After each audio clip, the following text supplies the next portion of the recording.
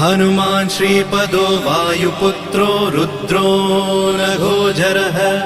अमृत्यवीरवीरश्च ग्रामवासो जनाश्रयः धनदो निर्गुणः शूरो